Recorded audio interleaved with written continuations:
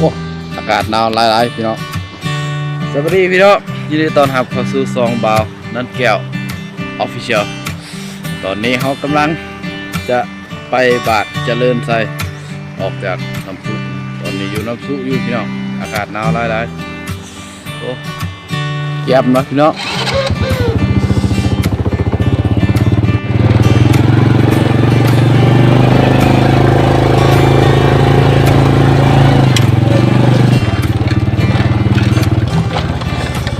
โอ้อากาศหนาวเป็นหนาวโอ้มีหัวอีกพี่น้องตัว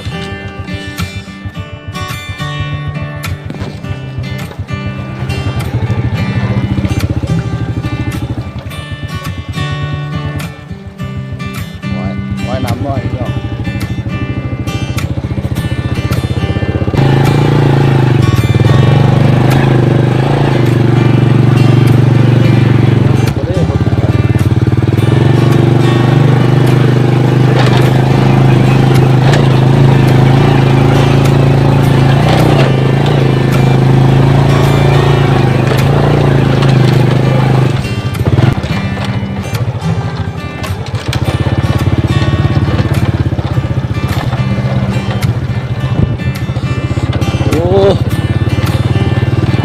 เล่มหม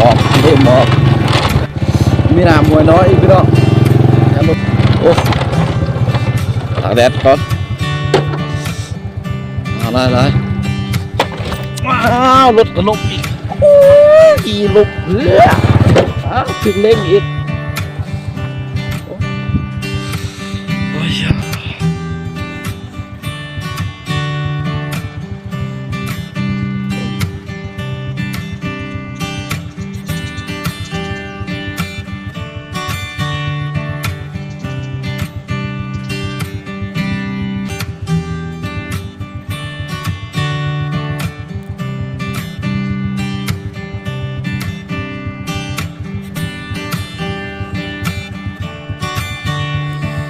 เก็บไปต่อพี่น้อง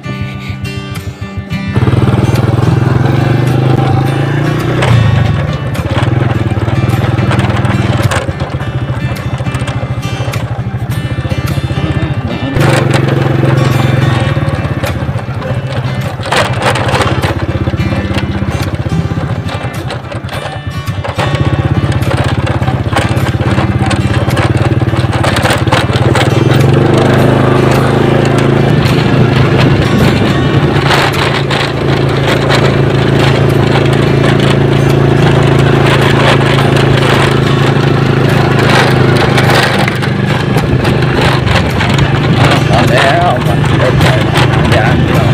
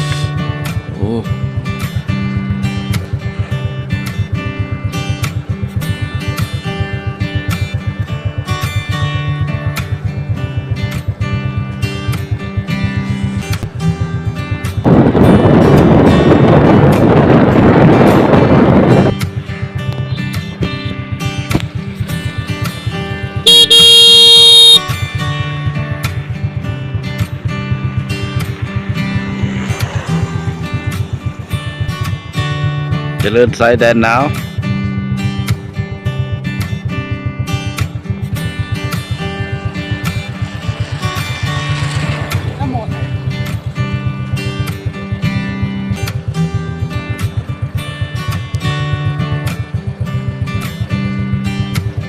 ทางเมื่อบาทนะ